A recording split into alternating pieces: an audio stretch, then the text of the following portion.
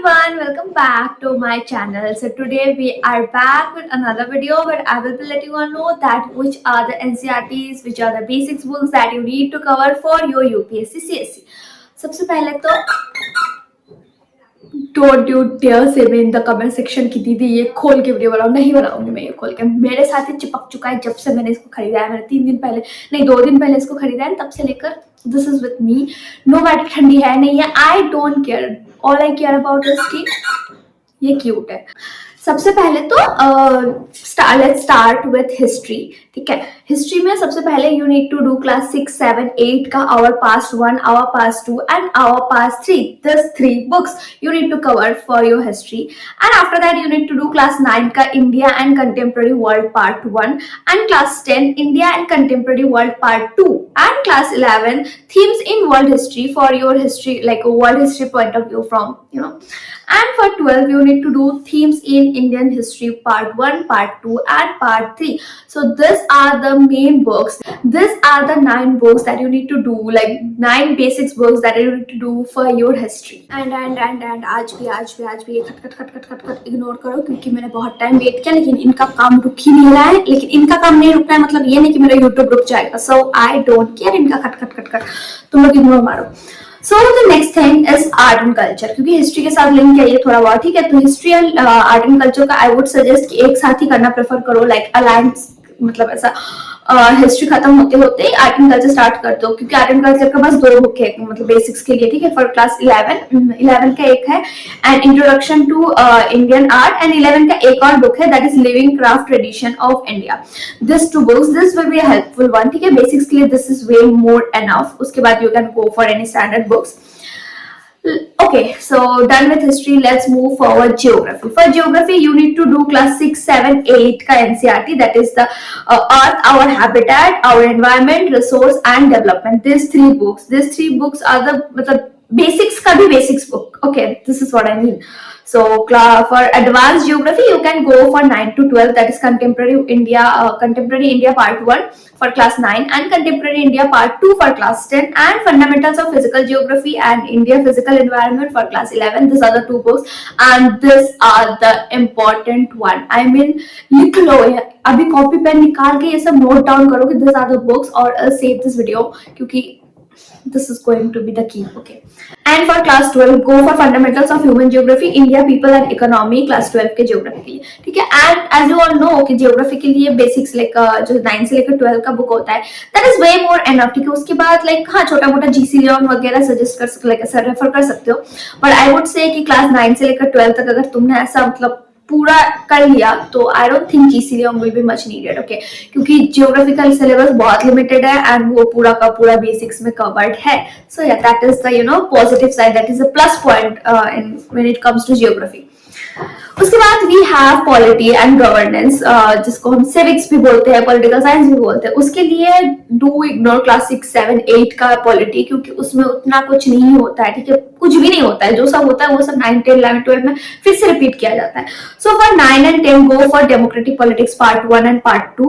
For class 11 it is Indian constitution at work and political theory. ठीक है, ये वाला, ये 2 book is the important one for your theory point of view से। ये बहुत ज्यादा इंपॉर्टेंट हो जाता है, इसमें तुमको बहुत सारे टर्म्स वगैरह जानने को मिलेंगे, पॉलिटिकल टर्म्स वगैरह मतलब मिलेंगे तुमको यहाँ पर, and that will be way मतलब बहुत ही ज्यादा important when you will be covering your standard book that is Laxmikanth पढ़ने से पहले अगर ये सब नहीं किया, done. After that you have class 12 का geography, 12 का polity, contemporary world politics and India since independence. This 2 book, मतलब ये जो मैंने बोला Indian Constitution at work, class 11 का 2 book, Indian Constitution at work and political theory, and class 12 का contemporary world politics and India since independence. This 4 book अगर तुमने ये कर लिया, Laxmikant is the easiest one. उसके बाद लक्ष्मीकांत will feel like कि अरे ठीक है, क्योंकि अगर इसके बिना लाइक विदाउट कंप्लीटिंग दिस अगर तुमने लक्ष्मीकांत पे स्विच किया, यू विल फील लाइक कि लक्ष्मीकांत नहीं क्या ना क्या है, मतलब ऑक्सफोर्ड का कोई किताब है जो मेरे पल्ले नहीं पढ़ रहा है, कभी नहीं पढ़ेगा, क्योंकि this 4 books are the most important one and if you avoid this 4 books तो हो गया तुम्हारा सिलेक्शन। सो या Okay, after that we have economics. Economics में go for class 9 का economics, class 10 का understanding economic development, class 11 का Indian economic development and class 12 का दो book introductory to microeconomics and macroeconomics. This 4-5 books, this is all you need for your economics basics and उसके बाद you can go for Nitin Singhani of course. And उसके बाद come science and environment. Science and environment के लिए बस class 6 से लेकर 8 तक करो, ठीक है. क्लास 6 से लेकर जो 8 का साइंस एनसीईआरटी वो, क्लास 9 एंड 10 का साइंस करना है एंड क्लास 11 12 के कुछ बायोलॉजी एंड केमिस्ट्री में से कुछ चैप्टर्स है जो तुमको चाहिए होंगे, वो मैं अपकमिंग वीडियोस में बता दूंगी. फिलहाल तुम स्टार्ट तो करो. And last come sociology. Sociology ये ऑप्शनल है, ठीक है. सोशियोलॉजी का जो एनसीईआरटी होता है वो ऑप्शनल हो जाता है, बट अगर कर लेते हो तो बहुत ज्यादा हेल्पफुल हो जाएगा. व्हेन यू नो, अगर तुम स्टैंडर्ड बुक करने से पहले एनसीईआरटी करते हो तो ऑफ कोर्स बहुत ज्यादा हेल्पफुल होता है, बहुत ही ज्यादा, ठीक है. बिकॉज यू नो, लाइक जिसने किया है उसको ही पता है कितना ज्यादा हेल्पफुल होता है. So for sociology I would suggest कि गो फॉर क्लास 11 का अंडरस्टैंडिंग सोसाइटी एंड क्लास 12 का Indian society social change and development in India, ठीक है. This is the 2 books that you need for your sociology. And उसके अलावा done, you are done with this, and this like only this much is needed for, you know, for basics coverage. And maths वगैरह के लिए तो of course maths के लिए तो तुम 6 से लेकर 10 तक करने ही वाले हो. arithmetic, trigonometry ये सब तो तुमको करना ही पड़ेगा. Okay, so last में I just want to say कि many of you think कि basics से क्या ही होगा, 6 से लेकर 12 तक करके क्या ही हो जाएगा. भाई अगर ये नहीं करते हो तो तुम्हारा स्टैंडर्ड बुक्स क्लियर कभी भी नहीं होगा. I mean it when I say this कि कभी नहीं होगा, क्योंकि you will face a lot of difficulty when you know तुम स्टैंडर्ड बुक सॉल्व कर रहे होंगे, तुम उसको पढ़ रहे होगे. You won't able to link the things. तुम्हें बैकग्राउंड ही नहीं पता होगा, तुम्हें उसका बेसिक्स ही क्लियर नहीं होगा, तो तुम उसके स्टैंडर्ड बुक में उसका मतलब डिकोड कैसे करोगे. It will become the toughest part ever, ठीक है. तो आई वुड सजेस्ट कि don't you dare skipping NCERT, that is the basics. Basics skip करोगे स्टैंडर्ड बुक में फंसोगे ही फंसोगे हर एक सब्जेक्ट में.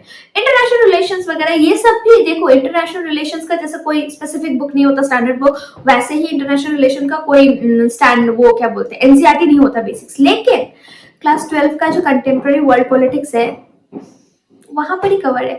तो बुक ढूंढोगे, बुक एक्सप्लोर करोगे तो बहुत कुछ मिल जाएगा. लेकिन अगर एक्सप्लोर नहीं करोगे तो बोलोगे अरे एनवायरनमेंट कहाँ से करे, क्या बोलते हैं इकोलॉजी कहाँ से करे. नहीं, सब ये सब ना सब क्या बोलते हैं सब सब्जेक्ट्स है, ठीक है. एक मेन टॉपिक का जैसे सब हेडिंग्स होता है वैसे ही इकोलॉजी, एनवायरनमेंट, फिर इंटरनेशनल रिलेशन, ये सब मेन सब्जेक्ट्स के सब सब्जेक्ट्स है. जैसे पॉलिटिक का ही पार्ट हो जाता है हम लोगों का एनवायरमेंटल, लाइक इंटरनेशनल रिलेशंस, ठीक है. जियोग्राफिकल पार्ट हो जाता है हम लोग का एनवायरनमेंट, हम लोग का इकोलॉजी. तो ये सब बुक एक्सप्लोर करने के बाद ही you will be able to find out, otherwise you won't be able to. You will be like इसका बुक का है.